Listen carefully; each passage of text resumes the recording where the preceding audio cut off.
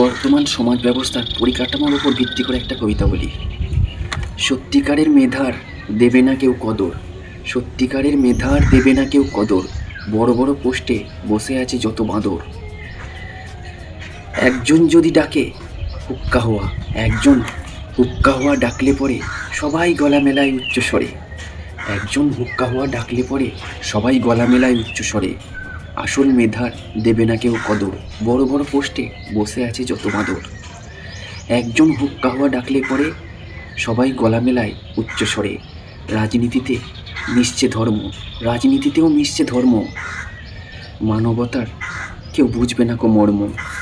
রাজনীতিতেও আজ মিশছে ধর্ম, বুঝবে না কেউ মানবতার মর্ম।